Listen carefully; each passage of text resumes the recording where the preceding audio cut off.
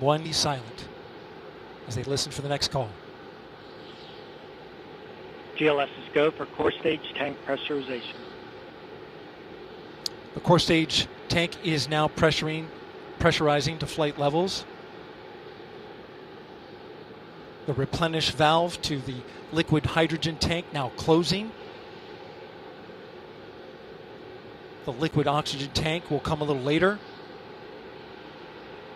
Now we're arming the Orion ascent pyros and transfer to internal power.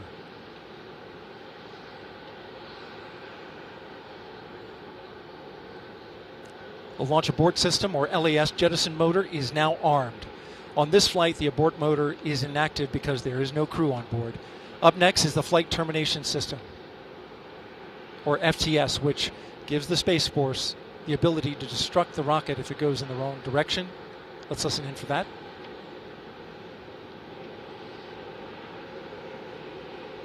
GLS is go for FTS arm.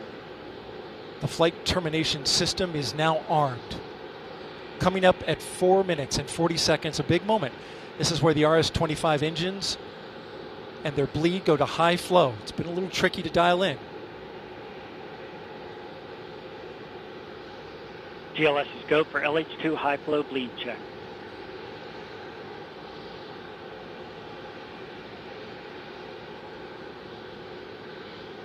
Good word, we've passed that.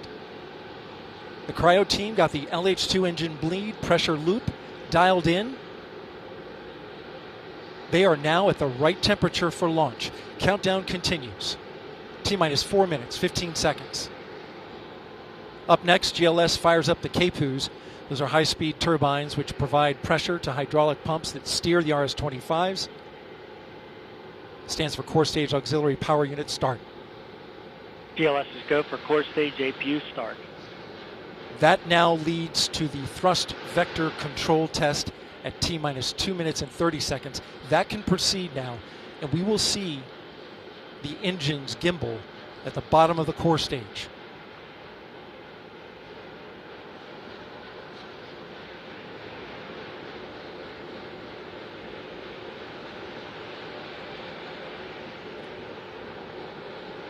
At T-minus 3 minutes and 10 seconds, you will hear the go for purge sequence 4. That's a helium purge of the 4 core stage engines downstream of the propellant valve, getting the air and moisture out.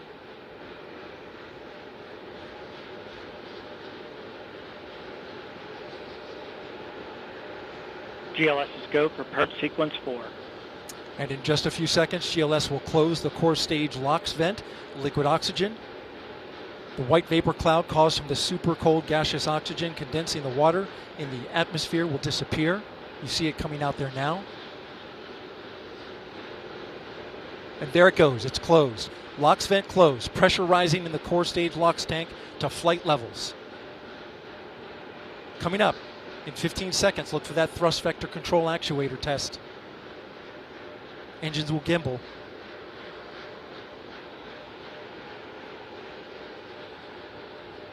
And there they go. The 4 core stage RS-25 engines gimbaling around, testing the ability to steer the rocket into space.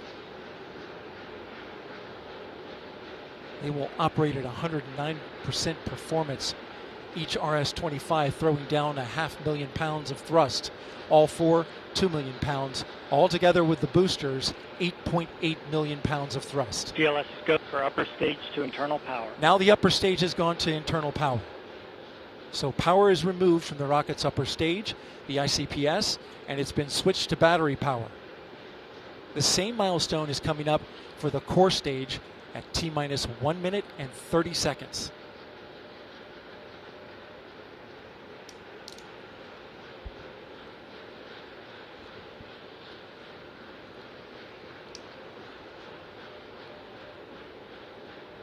GLS is go for core stage to internal power. The rocket's core stage, which houses the 3 flight computers, is now on battery power.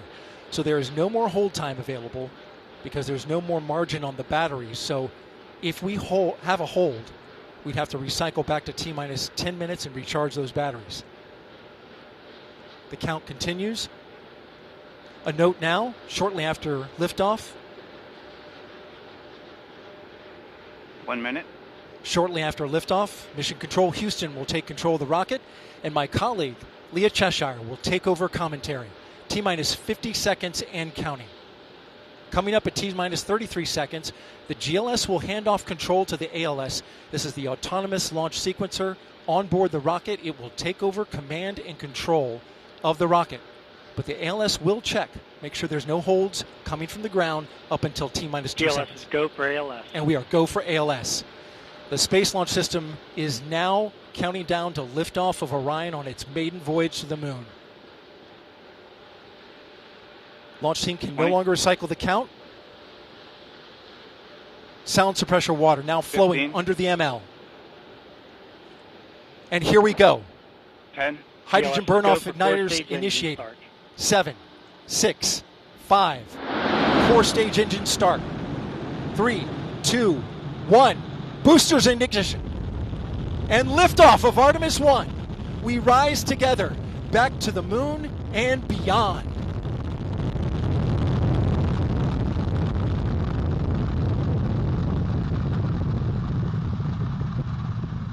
Engines on the core stage and 2 solid rocket boosters now propelling the vehicle at 128 miles per hour. Hearing good control on the roll from teams in Mission Control Houston. All good calls so far. Now 30 seconds into the flight of Artemis I. First milestone will be for the vehicle to pass through max Q at about 1 minute and 9 seconds into launch. This is the greatest period of atmospheric force on the rocket.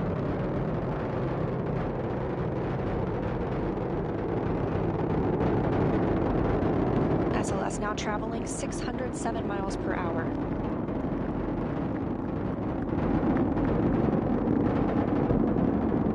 You're looking at 8.8 million pounds of maximum thrust. Quiet here in the loops in Mission Control. The 4 core stage engines are throttling down ahead of passing through max Q.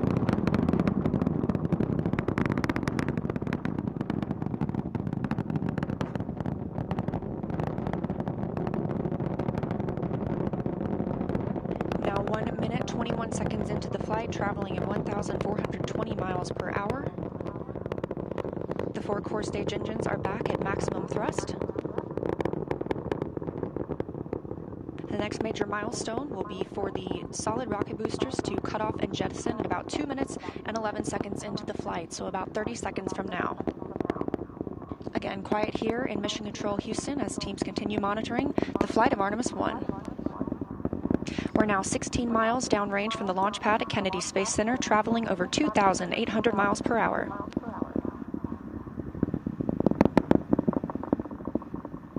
Standing by for solid rocket booster jettison and shortly thereafter.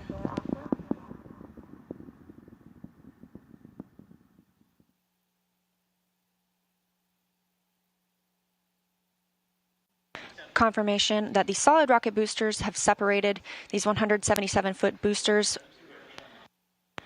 Now the core stage continues to power the flight of Orion, all 4 RS-25 engines firing, traveling over 3,400 miles per hour, 46 miles downrange.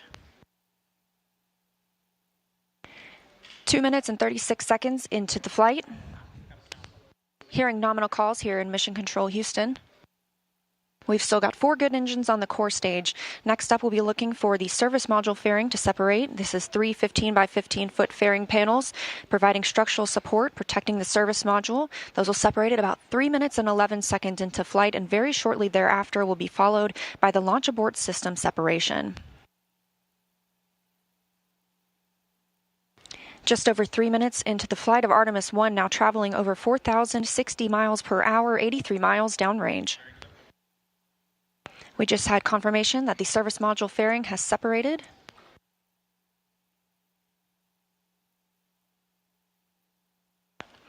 And that the launch abort system pyros have fired, separating those from Orion as well. For future crew members,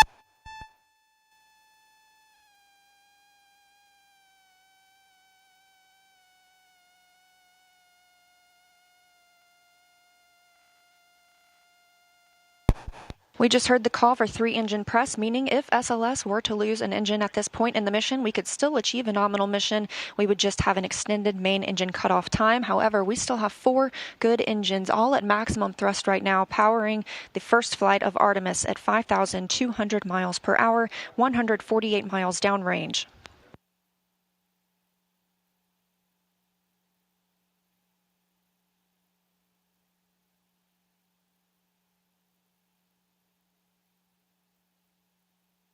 We're 4 minutes and 16 seconds into the flight of Artemis I. So far, we've had a clean ascent.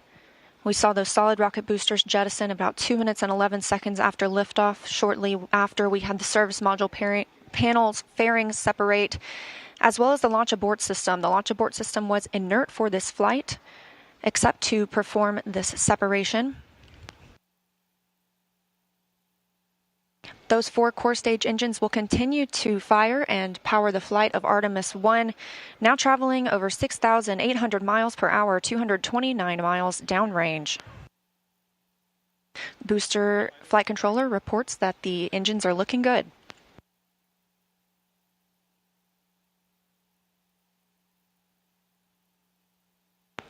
Our core stage main engine cutoff time is about 8 minutes and 3 seconds. We are now 5 minutes and 11 seconds into the flight, 7,656 miles per hour. Again, 4 good core stage engines, those 4 RS-25 engines. The last time those core stage engines flew, they were taking space shuttles to orbit, and now with upgraded capabilities, they're launching the future of human spaceflight.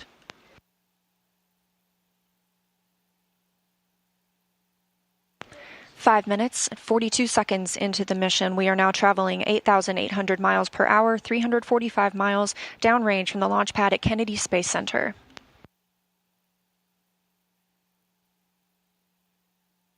Again, we are anticipating core stage main engine cutoff at about 8 minutes and 3 seconds. And about 10 seconds later, we'll see core stage separation, at which point Orion and the interim cryogenic propulsion stage will be flying free. Now traveling over 10,000 miles per hour, 6 minutes and 15 seconds into the flight of Artemis I, 427 miles downrange. Quiet here on the loops in Mission Control Houston. Teams continue to monitor this first flight.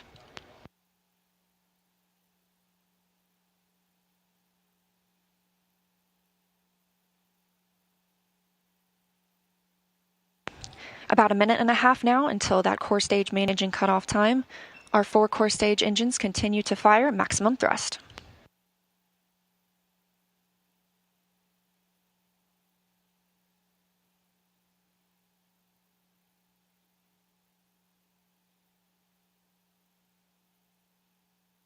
Coming up on 7 minutes since launch today, now traveling over 12,800 miles per hour, 563 miles downrange. Again, still quiet here in Mission Control Houston.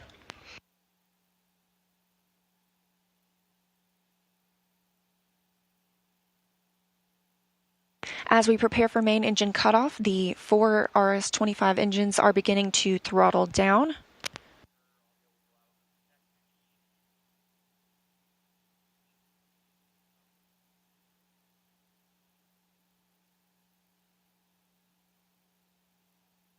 "30 seconds now until core stage main engine cutoff. All 4 engines continue to throttle down.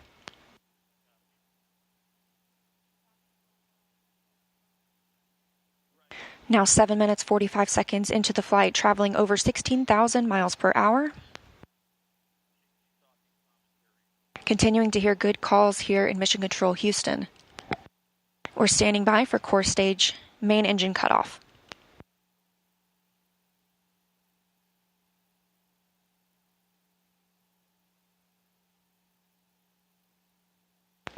And we have confirmation of core stage main engine cutoff. Orion is now in Earth's orbit. The flight dynamics officer reports that we have a nominal main engine cutoff. And we just heard the call for core stage separation. That means Orion and the interim cryogenic propulsion stage are now flying free from the core stage of the Space Launch System. The next milestone will be solar array deploy approximately 18 minutes after liftoff. But before Orion stretches its wings, let's check back in with our friends at Kennedy Space Center and hear all about what it was like to hear the rocket roar off the launch pad. Megan and Kayla, I've got to hear all about it.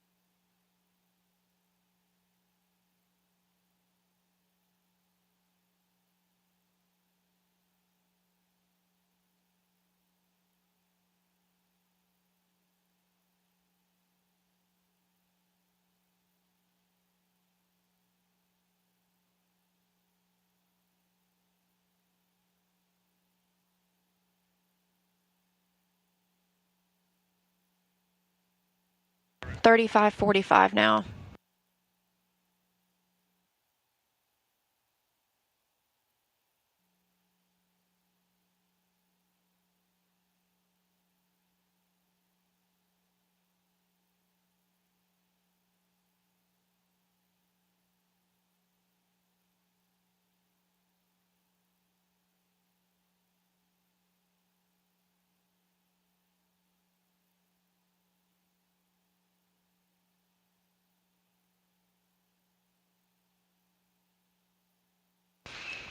Thanks, Megan. And yes, we're here in Mission Control Houston, still monitoring the Artemis I mission and the first flight of Orion atop the Space Launch System. So far, we saw successful liftoff at 1:47 a.m. Eastern Time, all the way through separation from the core stage. We now have Orion and the interim cryogenic propulsion stage flying free.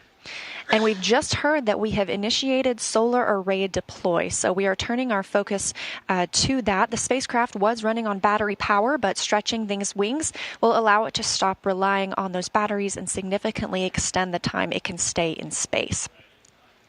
So solar array deploy takes about 12 minutes. We have 4 solar arrays that we need to deploy and latch. These will provide power to the spacecraft on its journey to distant retrograde orbit and all the way back to Earth. Once these are properly configured, again, Orion will no longer need to rely solely on battery power. And we expect this to be done about 30 minutes after liftoff. Right now, we're 19 minutes since liftoff today. Orion is now traveling 17,175 miles per hour. We're continuing to hear good calls here in Mission Control Houston from the flight controllers monitoring the mission. A little bit about these solar arrays as we wait. Again, we heard the call that the deploy has been initiated. We'll hear a little bit more about that once they start to unfold. These 4 solar arrays generate 11 kilowatts of power, which is enough electricity to power 2 3-bedroom houses, and they have a wingspan of 63 feet. Just one of these 6.5 by 6.5 foot panels has 1,250 solar cells. So you're looking at a total of 15,000 solar cells. Now, we just heard the call that all 4 solar arrays have been released. So we initially heard the initiation call. That command had been sent. Now those 4 solar arrays are released. Again, this is about a 12-minute process. These solar arrays will deploy straight, and you're getting a live view right now. This is really exciting. They'll eventually be swept back against the vehicle prior to translunar injection burn to prevent any loads from breaking or damaging the arrays. And on the end of each solar array is a camera that will capture imagery for us throughout the mission, along with a few other cameras placed outside and inside the spacecraft to help us monitor and perform various other inspections.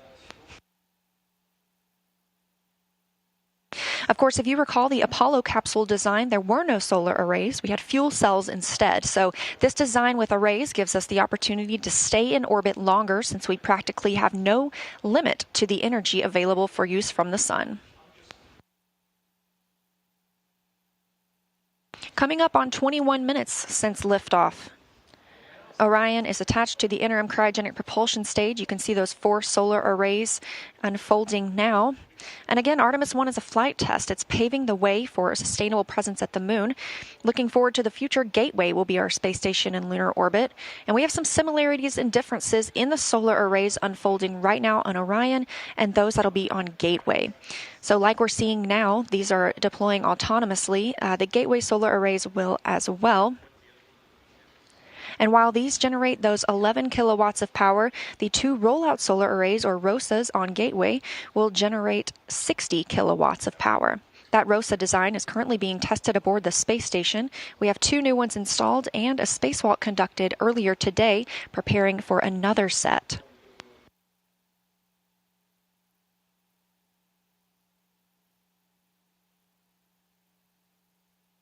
Coming up on 22 minutes since liftoff today, Orion and the interim cryogenic propulsion stage traveling over 16,800 miles per hour. The solar arrays deploying now are part of the European Service Module. It's comprised of 20,000 parts and components. The Service Module was developed as part of an agreement between NASA and the European Space Agency, or ESA. This is the first time NASA is using a European-built system as a critical element to power an American spacecraft.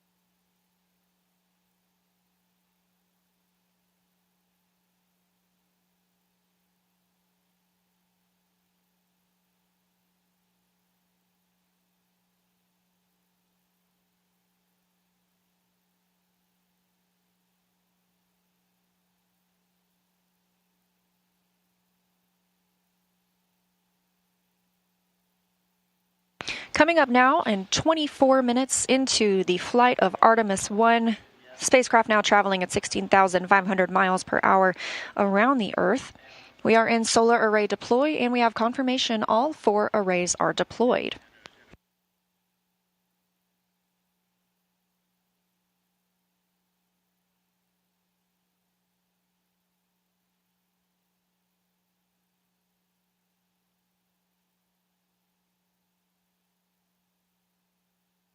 Coming up in a little less than 30 minutes is the perigee raise maneuver.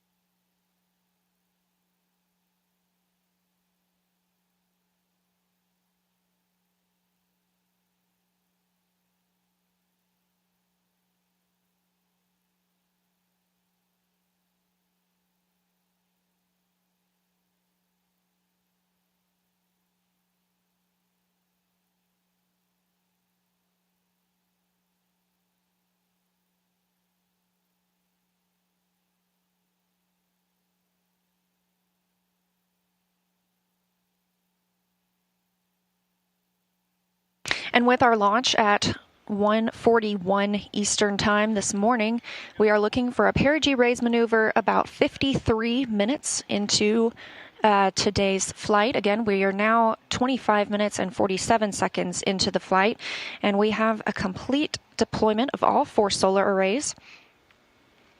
Orion's journey to the moon continues as planned. Again, looking forward to that perigee raise maneuver. That'll be coming up again at about 53 minutes into the mission, so about 27 minutes from now. During the perigee raise maneuver, the interim cryogenic propulsion stage will use its RL-10 engine to lift the lowest point of Orion in Earth's orbit. The current orbit is more of an oval shape than a perfect circle, and this burn will raise that point closest to Earth and make the orbit more circular. This will also include a checkout of Orion's systems and any adjustments to the solar arrays. It'll be a short burn, less than 30 seconds long, but critical to keep us on track, and it also prepares us for the next engine burn to send Orion to the moon. That's the translunar injection burn. That'll come up a little later, which is a longer burn, another firing of the RL-10 engine on the interim cryogenic propulsion stage.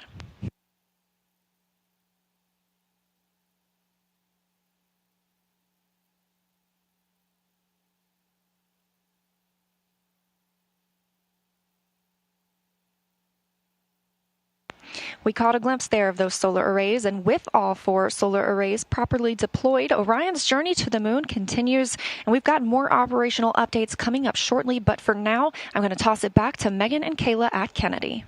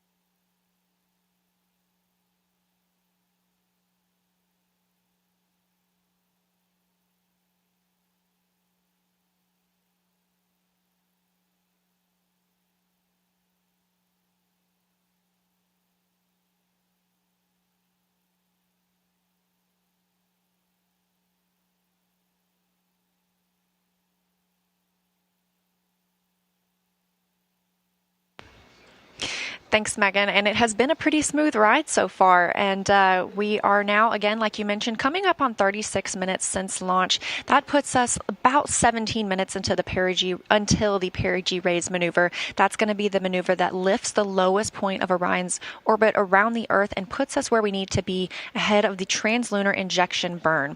The translunar injection burn is that really long burn that we're going to need to send us on to the moon. So we've been treated to some exciting views from the spacecraft today, including, and we hope to see some from inside the cabin, but we expect to continue receiving photo updates throughout the mission. It takes a team, though, to bring the imagery of Orion down to Earth. So let's meet them.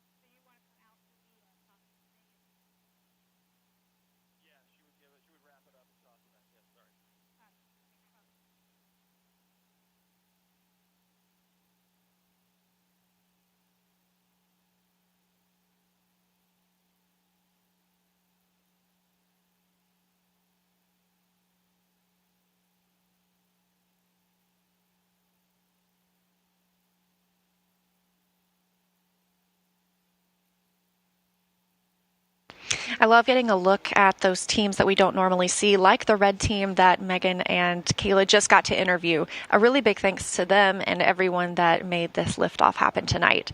So we are going to toss it back to Megan and Kayla now at KSC. Again, we're about 15 minutes away from perigee raise maneuver.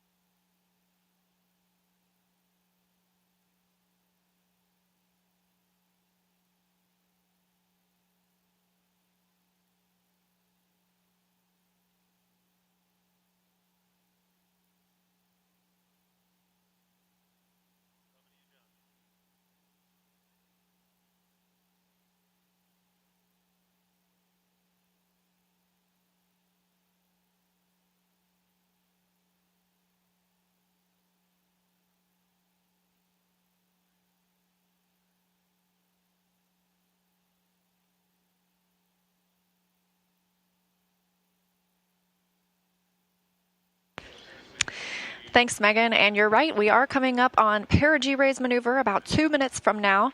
We are now 51 minutes into the flight of Artemis I after lifting off at 1:47 a.m. Eastern Time from Kennedy Space Center. The vehicle now traveling over 14,600 miles per hour.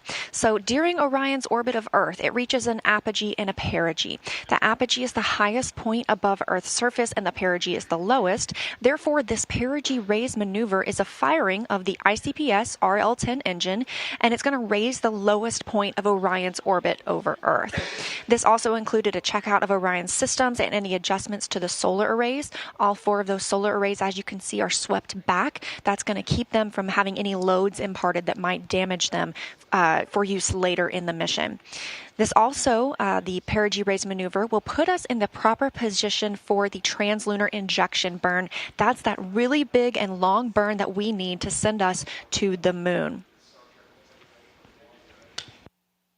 We're about 1 minute away from the perigee raise maneuver. This is a shorter burn. It's less than 30 seconds.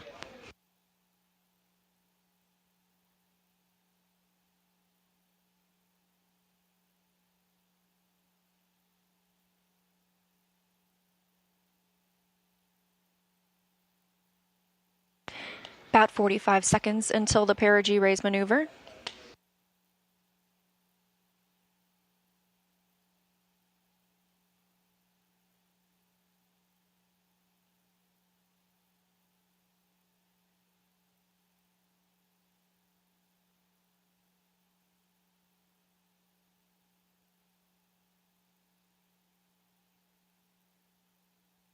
Coming up on 53 minutes into today's mission, and we are standing by for the start of the perigee raise maneuver. Again, this is a firing of the RL-10 engine on the interim cryogenic propulsion stage. It's less than 30 seconds long.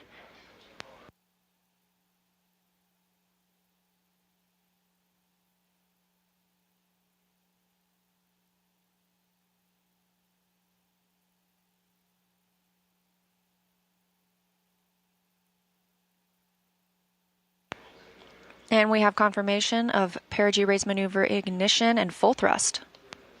This is a live view from the spacecraft. Again, a really short burn. We're standing by for the cutoff.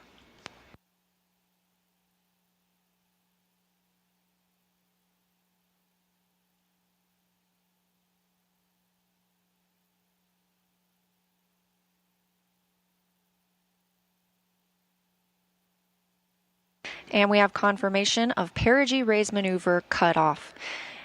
Flight Dynamics Officer reporting on the loops here in Mission Control Houston that it was a good burn. We are now 54 minutes into the flight, Orion traveling 14,700 miles per hour, and that was the perigee raise maneuver, lifting the lowest part of Orion's orbit around the Earth and putting us right where we want to be for the translunar injection burn. We're looking for that translunar injection burn to happen about 1 hour and 26 minutes after launch, so about 30 minutes from now. That'll be that long burn that helps us break free from the pull of Earth's gravity and commits the spacecraft to a lunar trajectory. So with successful completion of the perigee raise maneuver, I'm going to toss it back to Megan at KSC. No, keep it.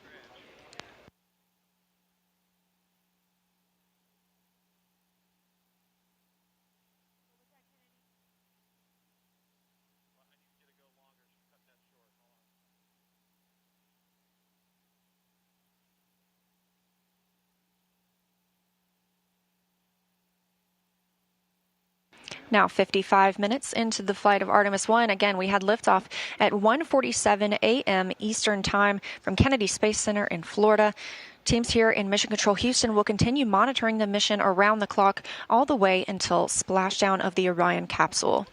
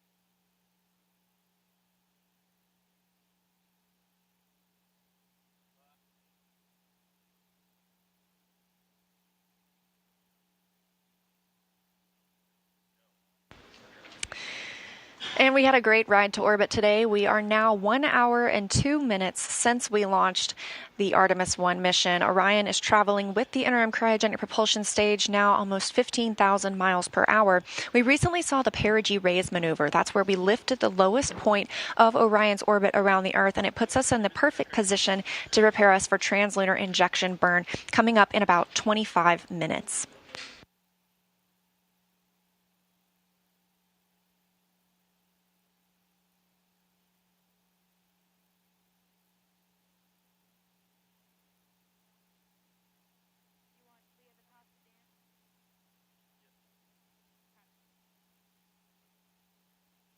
So again, we are looking forward to that translunar injection burn. That's what it's going to commit us to our journey to the moon. And to tell us a little bit more about the translunar injection burn, we've got Dan Hewitt standing by to show us on the moon board how it's all going to go down.